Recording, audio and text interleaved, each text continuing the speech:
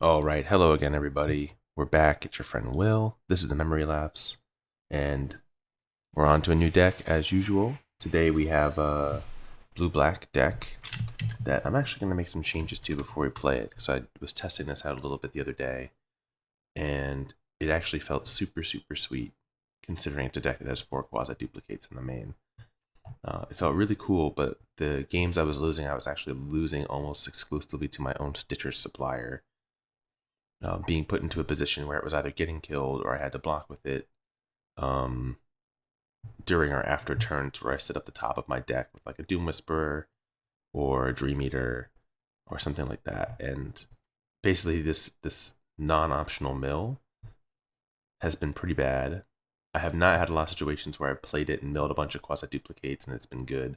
There's really no other graveyard synergy in the deck. Other than the necrotic wound, which is like whatever. So I think what we're going to do is make some modifications.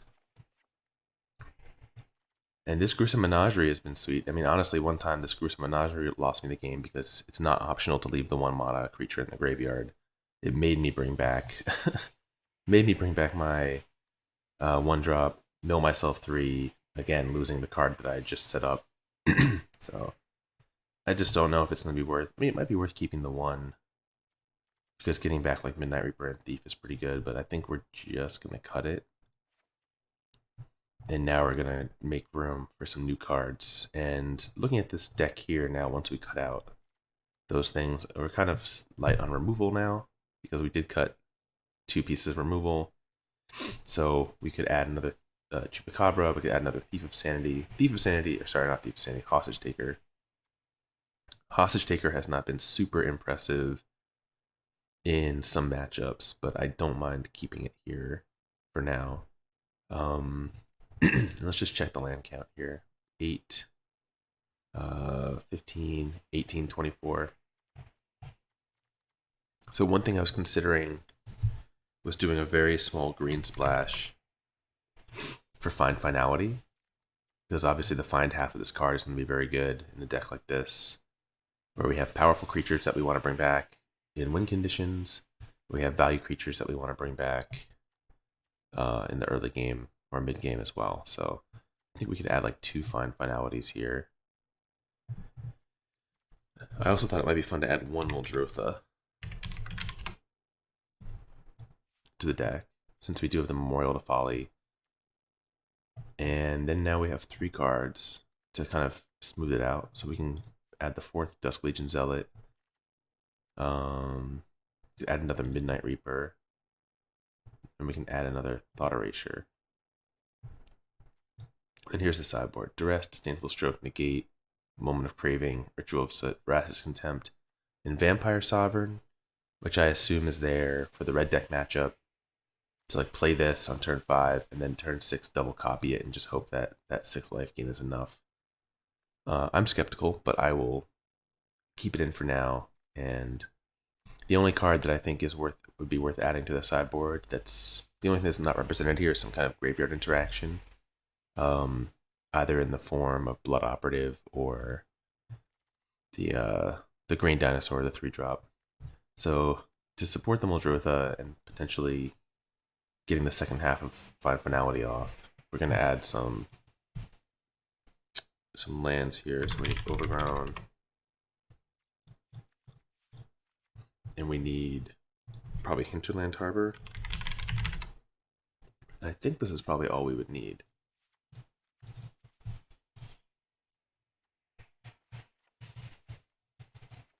And just go like that. I think this works out. I don't think we want to add the blue-black check land. So this looks okay. We really don't need to get green in this deck until very late. And we only need 1 source of it. So let's run this. Change the title. And let's just try it out in a competitive play here, just to make sure we haven't completely destroyed the deck making these modifications. Quasi-Duplicate has been actually incredible. like alarmingly good in a lot of situations. Just to copy an explore creature early on, or to set up a turn where you go like turn 5 Doom Whisperer, they can't kill it, and you just go turn 6 like double quasi, and you have 18 power of flying on the board.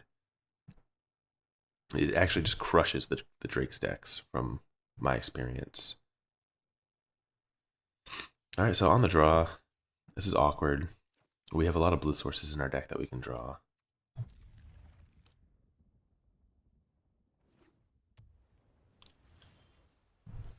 I have slightly modified the gate settings on the microphone here, so my voice may be cutting in and out a little prematurely, but hopefully it helps with some of the background street noise. So if you notice a significant difference, let me know. Now, this is obviously looks like it may not work out for us if we brick on this next turn. We drew 6-drop, 5-drop instead of land. That's okay, we can go to sideboard.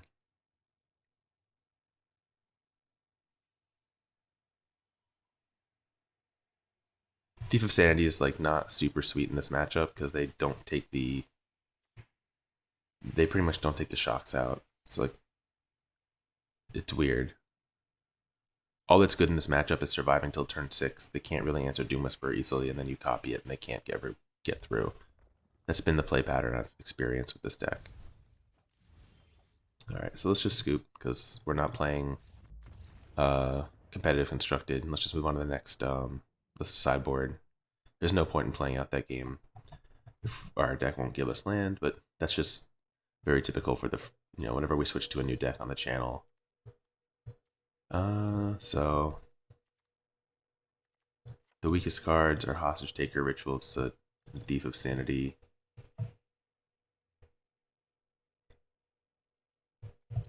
We probably want the Contempts. We potentially want some Negates. Or Duresses. Duress, I think, is actually really good against them. So then with 3 cards left, it's between Negate and Vampire Sovereign. This is probably too slow. I think we'll just take 2 Negates, 3 Negates, and just try to get them that way.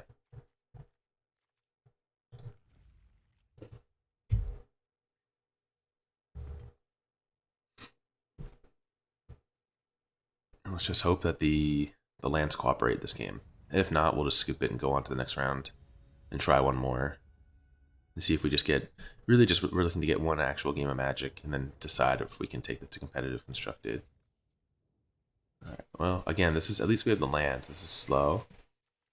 Would love to have a 2-drop, of course. Alright, this time our opponent mulligans.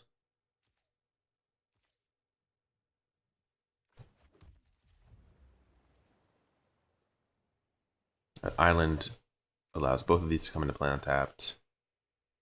Getting double black and double blue is a priority, so lead off this way.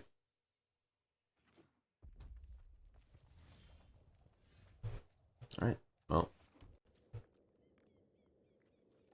We know we have Doom Whisperer turn 5. The question is if they're on a super aggro version of the deck. Potentially that's too slow. Another Memorial. Alright, so now we're just going to get all the land instead of none of the land. This type of hand, though, I think still has a better chance of working out than, obviously, than the one where we don't play any spells.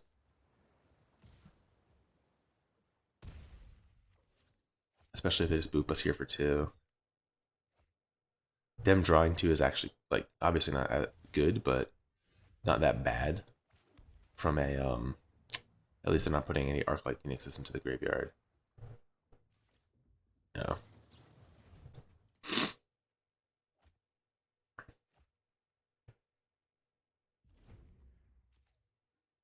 So this is all going to come down to whether or not they have sufficient burn in hand to kill this Doom Whisperer. If they don't, we're going to do exactly what I described, which is make a boatload of 6/6s, and they probably won't be able to beat it.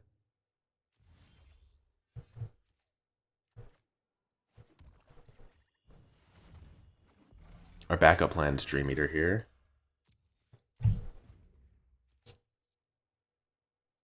Dream Eater's hit or miss. You definitely do feel the downside of its small amount of toughness, but it is good at helping you. Like, again, you can set up these insane turns where you Dream Eater on their end step, untap, Quasiduplicate, and just like create a huge flying army and kind of upheaval their side of the board. The most punishing thing has been that it actually gets hit by a Deafening Clarion. It's just like super sad when you have this and not this, and you have a bunch of your 2 and 3 drops, and they just get to like eat up everything with the Deafening Clarion. Oh, they would need to have like double Lava Coil or Lava Coil Shock here. It seems that maybe they don't. Wow. Okay, so we know their deck well enough to know that they're not going to have. They may have Shock, and they'd be thinking to block here, but they're not going to have enough instance. They need triple Shock here to punish us for doing this. So.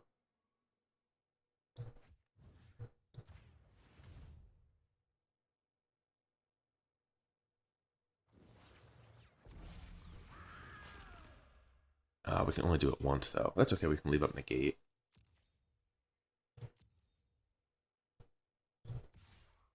And I think we're even bashing since we get to leave up Negate. So they go block Shock. We'll negate it.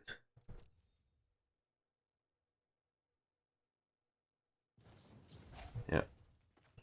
So let's force them to have another Shock here.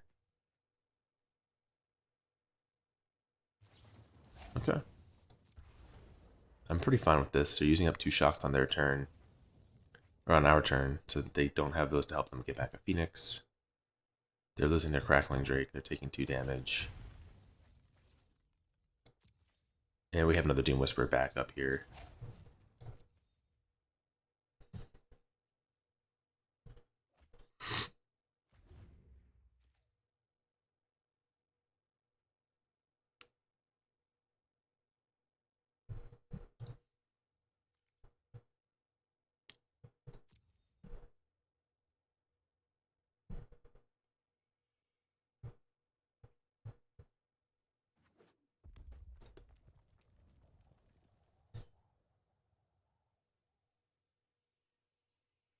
Also important to note that Dream Eater's bounce effect only works on the opponent's stuff. So I did make the mistake once. Now this is the downside. Well, but we'll see that Dream Eater's going to be good here. So we can just bounce that token. Actually, both these cards are good too. I think we want the Chupacabra.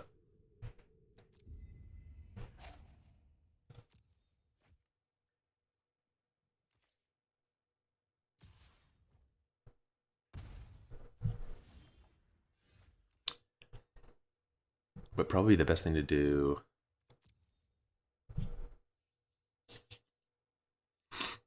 is just Dream Eat this now.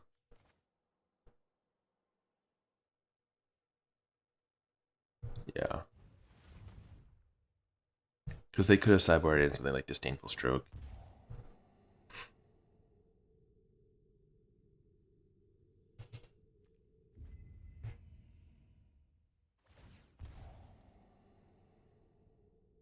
So they're going to dig to maybe a Lava Coil.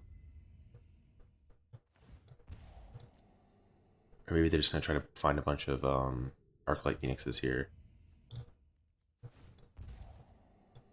So we found one.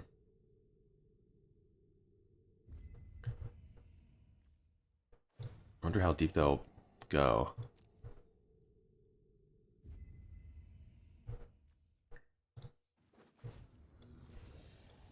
Alright, so they're stopping there. We're going to do our Surveil. Wow, okay, this is not what I was hoping for, actually. I was hoping to see some lands here, so that way you could either... Let's do it like this.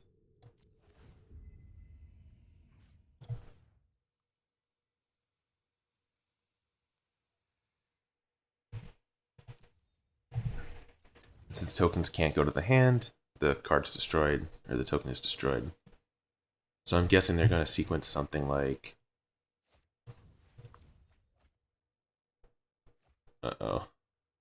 If they have a lava coil, we're in trouble. Oh, wow. Alright, well, so giving them... I mean, we didn't give it to them. They stole it.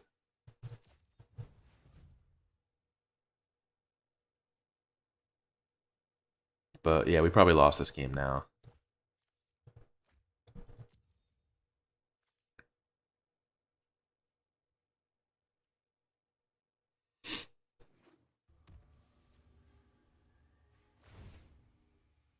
Oh, we're gonna get to block? That's crazy.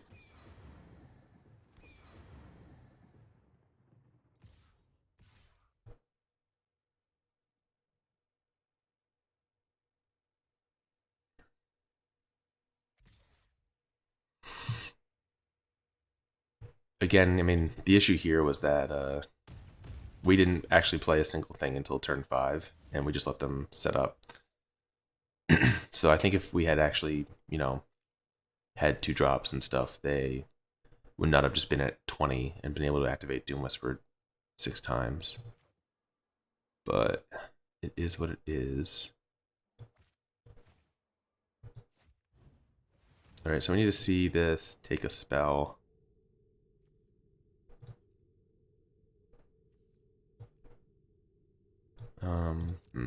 Yeah, I mean, we'll try to win. I don't think we can win, because if they just top deck any spell between their draw step and this radical, they can just get all these back. But this way, at least if they brick and draw a land or another Electromancer, well, no, they have to double brick.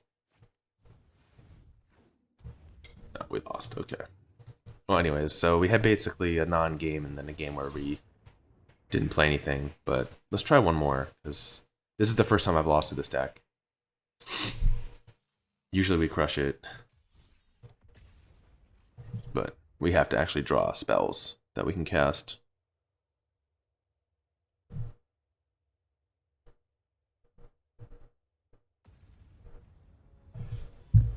It actually seemed like we were in a good spot. Maybe we needed to,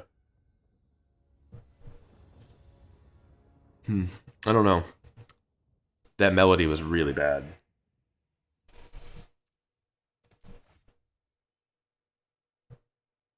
Jeez. Another hand where we're like on two land and not stuff. Alright, I guess to prevent a complete non-game, we'll mulligan this. This is miserable. Every time I record. I guess we have to keep. We have our colors, and we just have to hope that we just hit 2 drops and 3 drops.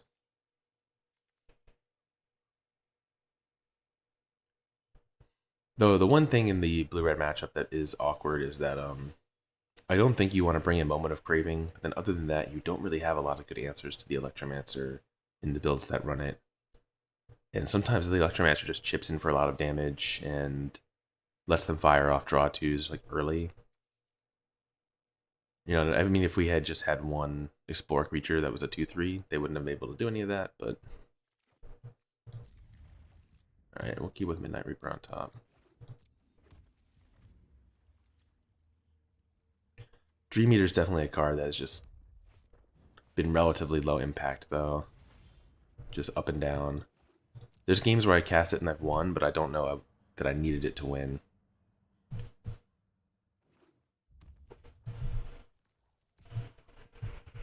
The one time that I played against an actual control deck, I drew so poorly both games that by the time I was able to play Dream Eater, it really did not matter.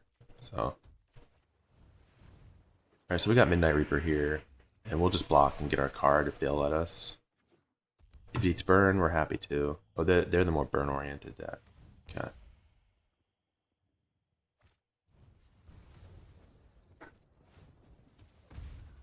So this, I'm going to guess, I haven't played against this type of deck before. I'm going to guess this is our hardest matchup.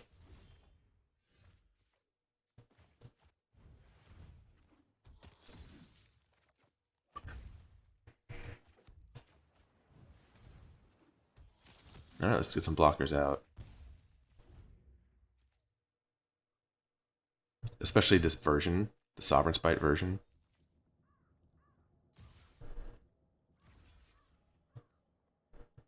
Uh, yeah, I guess we do like this.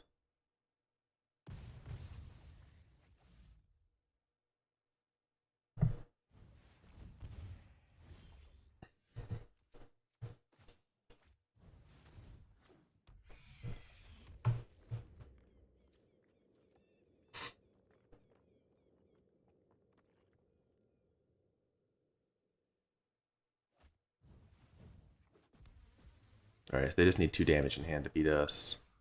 Pretty much their entire deck is just 2 damage spells. Which means we won't be able to shock the Watery Grave. Yeah, they got us. Alright, well, that's not an unexpected result. Again, considering our mulligan and considering the deck they were on. So... I think we want the Sovereigns. We're going to try that plan. We want the Contempts.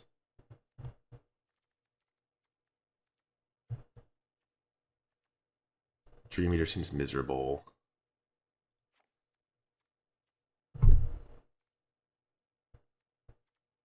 Muldrotha is probably too slow.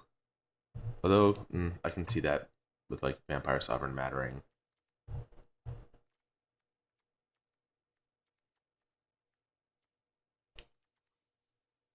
Thief is obviously bad. Hostage Taker seems bad as well.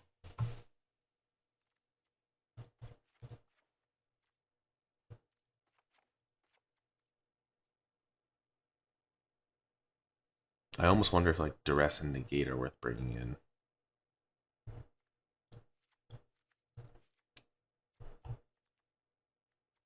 Spending 1 mana to remove 3 damage might be really good. Alright, so let's try like this.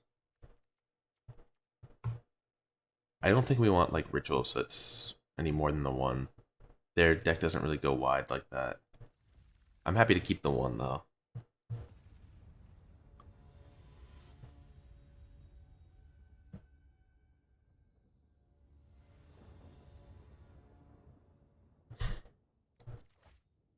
Yep, awesome. So we have to mulligan. This hand is mildly keepable.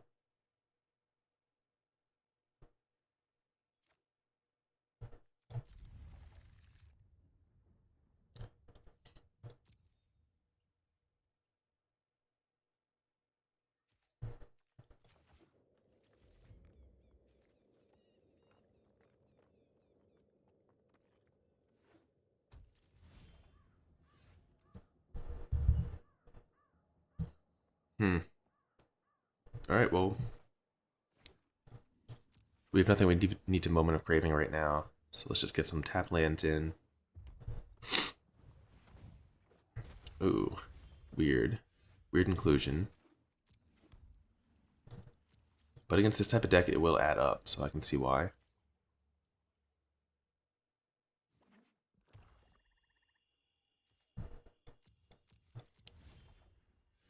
Okay, that's 1/2 of the combo.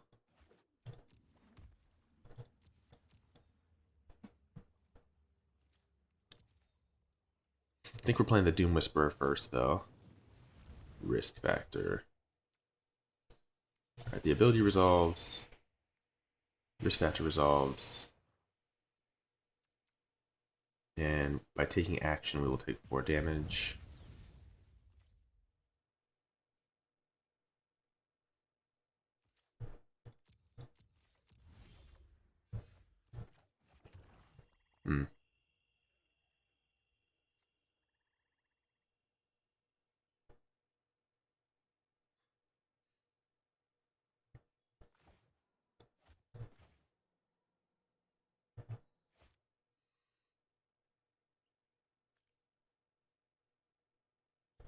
Yeah, mostly get the biggest thing down.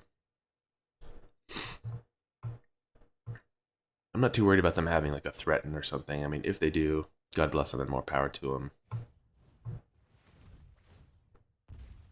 Alright. Yeah, we're going to deny them the cards again.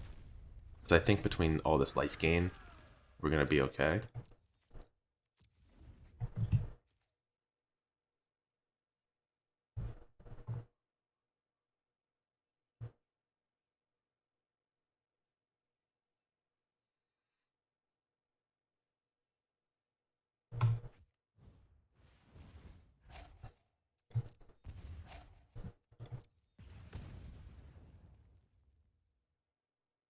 They have shock here. Okay.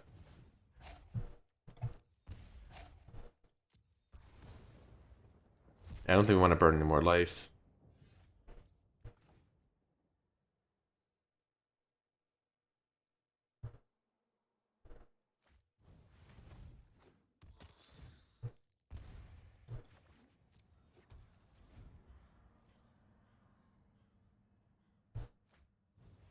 Yikes.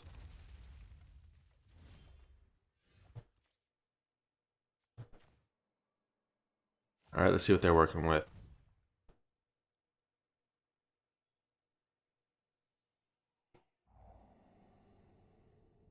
Shock, lightning strike, fiery cannonade.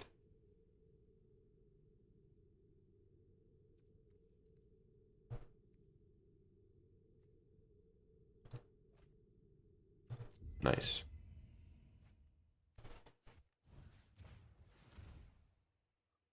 Let's just fire off this life gain here then.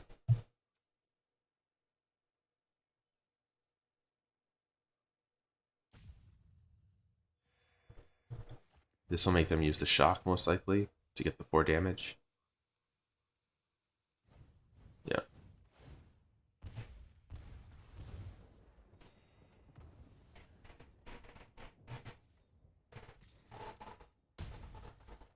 Hold this.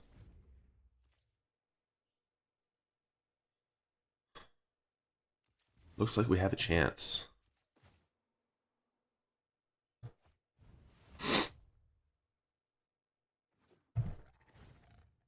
So they can cannonade here. Excuse me. This is fine. They still lose their electrostatic field.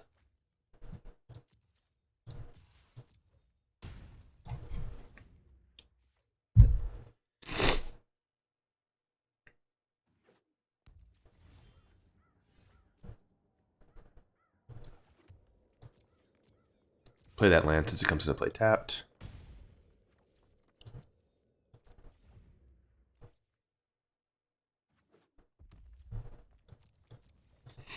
Come on, Quasiduplicate.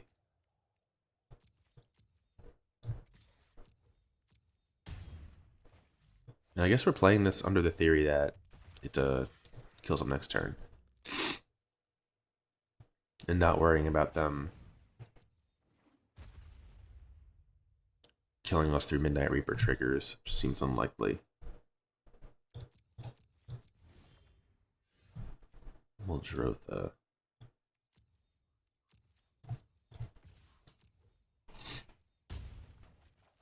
I mean, we'll play it.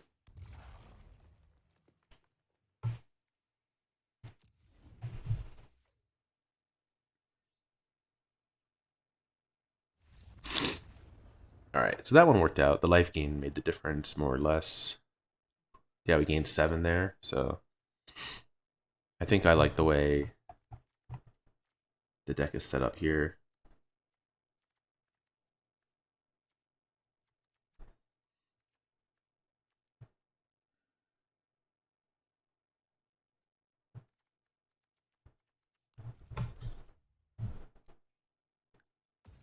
I don't think seeing those walls makes us want to bring in more soots or anything like that.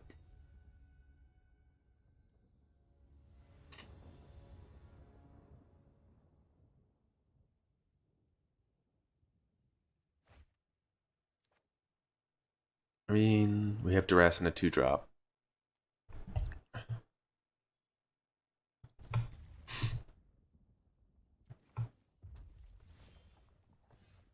Alright, now we even have a better 2-drop.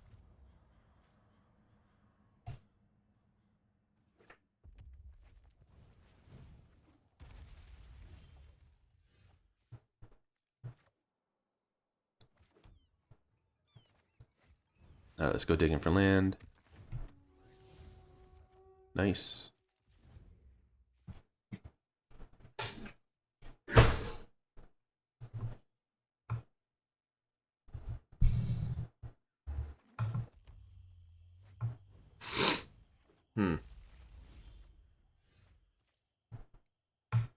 Well, since putting the Dusk Legion Zealot into play doesn't do anything this turn, I think we're going to Duress them. Lightning Strike, Lava Coil, Risk Factor.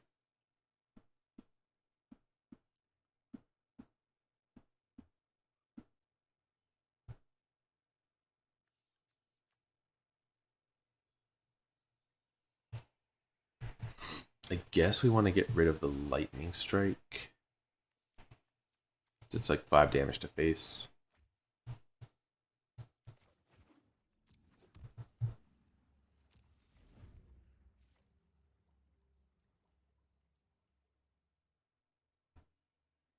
So I'm guessing they risk factor us here. Yeah, looks like that's what they're on.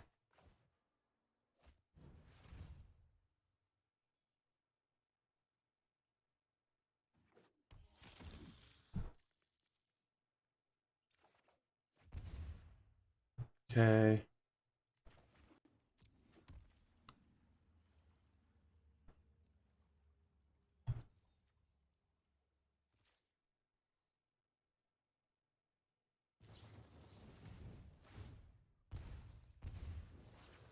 I think we're just taking the life.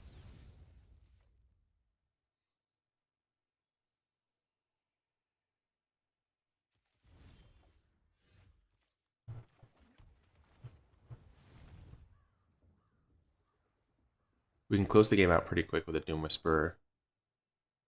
They need to have Lava Coil plus.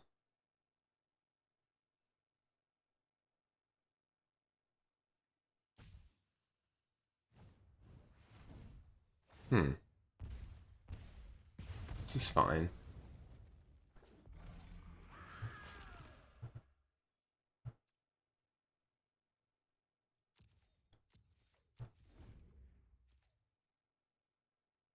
Did they just take out the 2/1s and stuff? Maybe that's something that this deck does.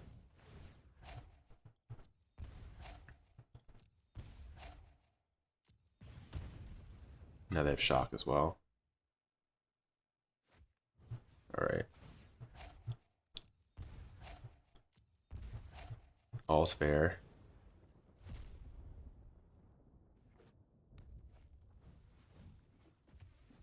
Yikes. Well, at least we get a Moment of Craving target here. But I think we actually have to play the Doom Whisperer first.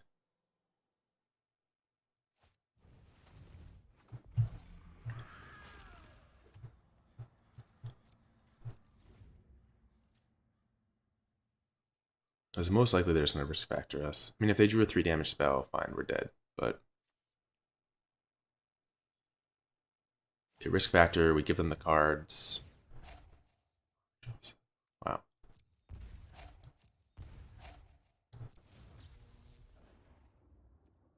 Can't take the 4 damage. I mean, we could, but we won't. Actually, now if they found a shock, we're dead.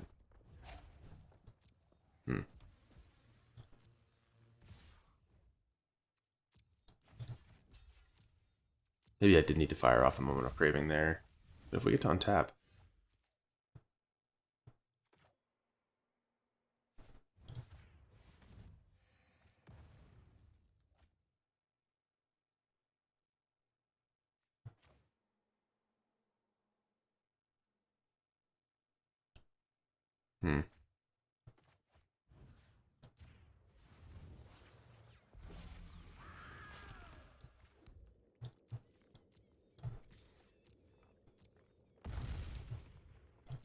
Unfortunately, more or less any spell kills us, but this one was close. Again, another kind of clunky draw by us.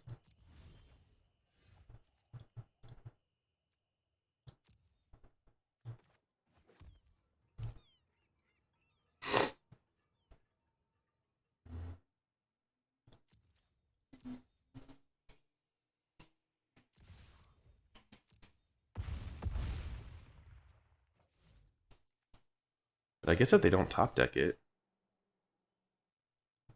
they don't top deck it. And it looks like that's what they're on right now.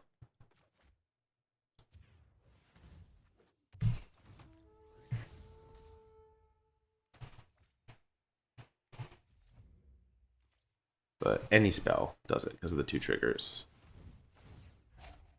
Wait, how does this one work? Oh, this is just like a draw 3 for them right now. Yeah, they got it. I said they did have these in. We just got super, like, they just drew this half of their creature base that we couldn't Moment of Craving away. We didn't draw our Vraska's Contempts. Well, so the weird thing is, I don't feel like this putting the green in the deck is supposed to make the draws more awkward. I mean, we added another 2-drop to the list. We got rid of the 1-drops that do nothing. We've just been getting these hands where we're just getting clogged with 5-drops. But I'm not going to give up on the deck. I think it's not ready to go into best of 3 competitive constructed. Considering, I mean, honestly, the red deck is probably a miserable matchup for us, and we shouldn't, even with the sideboard plan, shouldn't assume that like we're supposed to win. But the Drake's deck we're supposed to beat for sure, and that was the match where we got unluckiest by far in our draws. So that's it for this one. I don't know. Maybe we'll do one more. You can let me know in the comments if you'd be interested in seeing it competitive constructed. I'm willing to try it. I think it's just I'm pretty bummed at honestly how bad our draws were across those 2 games, just the opening hands, but that stuff sorts itself out in the long run always. And yeah, that's it for this. I hope you enjoyed this cool deck. I'm sad that we didn't do any cool combos with Quasiduplicate, but I promise you they do exist. Maybe I'll show them off in the future. Until then, stay tuned for the next video.